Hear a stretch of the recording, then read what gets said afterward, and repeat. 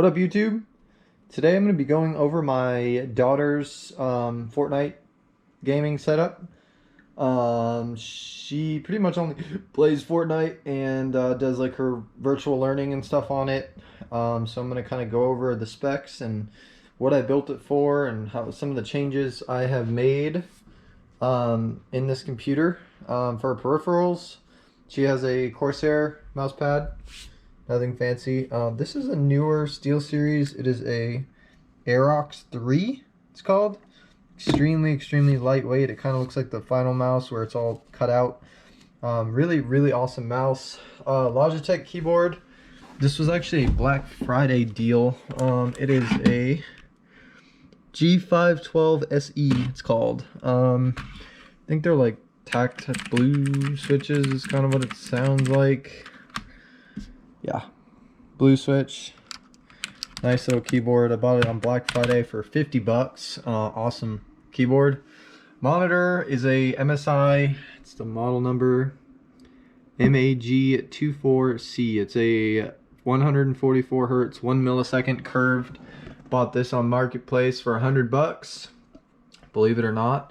It was actually up for 3 days and no one messaged about it, and so I paid him exactly what he was offering for it. So now the PC did not come this way. Came in a beat up piece of junk case.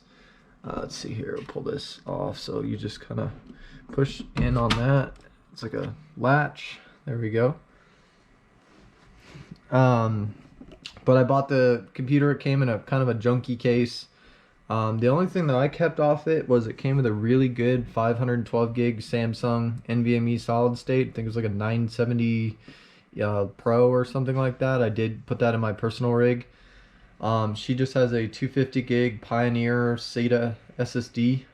She literally just plays one game, doesn't save anything on it, so it's really all she needs. I think she's got like 150 gigs free in this computer. So anyways, nothing fancy. I built it. I paid $660 for the computer. Paid like 33 bucks for these fans, and I think the case was like another 60 bucks, so we'll say 100, so about 750 bucks, give or take. This cooler I've had sitting in my closet. It's a cryorig A40, I think is the model number. It's kind of been passed around into several computers, so I've tried to sell it a bunch of times. No one's ever really offered to buy it, so I replaced the stock Intel or stock AMD Wraith cooler, the non-RGB one, with that, and it was really kind of tricky to get in here. You can see this radiator is like thicker than like the H100 one, so really kind of had to shimmy it in there. This is the controller for the fans. I had to take all that out. You can see my SSD up here is not really secured. Computer doesn't move, so it's really fine where it is. But anyways, it's running 16 gigs Corsair 3000 megahertz DDR4. Let's see, I don't know who makes these fans. That's it. Abco. I don't even know. I'm not even gonna try it, but I mean they're good little fans. You can kind of hit the button here and they do all sorts of cool different things. Guess when it works. It's not working right now, but it's kind of what you get. I needed case fans anyways. They do move a decent amount of air. Really kind of change the aesthetic of the PC. It's running a, this might cringe y'all, it's a Corsair 430 watt power supply. And we are running a gigabyte. It's called, here, let me change this here. See the model number? B450M DS3H motherboard. Very basic motherboard, came with the system. It came with a Ryzen 2600. I swapped in a 3600 XT, so I guess maybe you could factor that into the calculation of the PC, but the processor I also had, so it's got the 3600 XT, which is a way better gaming processor than the 2600. I don't run anything overclocked. It is a hot processor, I will say that. It is a 95 watt processor. It probably makes more heat, I think, than the 3700X that I'm currently using. And then for graphics card, it's just the basic EVGA RTX 2060 like XC edition. Works out perfect because it's really short, and you can see it's about as wide as the micro ATX motherboard. And I have no clearance issues with the front radiator or fans or tubing. I can't run these up top because of this right here. They kind of don't fit, the tubes don't fit in there. So I don't have the option to run them in the tubing at the top. Also don't have the option to run it at the bottom, otherwise I wouldn't be able to fit a graphics card in there. Maybe if I had an ITX motherboard where my graphics card went up on the top slot instead of the second and third, I might be able to fit some fans down here, but I can't even fit really 120mm fans down here. I'm also running it's kind of hard to see, but a Wi-Fi adapter down there, like a really fast PCIe 1200 meg Wi-Fi adapter. And so I'm not able to run any fans down there because originally these right here were going to go down at the bottom. And I was going to put the cryorig fans that came with the cooler in here just so I'd have, more cooling and some fans blowing directly on my graphics card, but I don't have that option. It does have this little, I don't know, 80mm maybe proprietary fan that comes with the cooler that is supposed to blow down on the motherboard. Actually moves a ton of air. Like when you put your hand over here, it does move a lot of air. I don't know how that works as far as processor temperatures or anything like that, but cable management in this case is really tricky. You really just have like this box up here. I mean, there's virtually no room behind the power, the backside panel to really do anything. So it's all kind of just stuff back there as best I could. The only wiring, I guess, that's really kind of a pain is these fans. But the good thing, the reason why I went with these fans off Amazon is because they don't plug into the motherboard, because I only have 2 fan plugs on this motherboard. The one for the CPU fan, the one over here that's probably for the back, case fan. But other than that, you really need like a fan controller or splitter or something like that to be able to run more. This right here does allow you to plug in 2 fans, which is nice.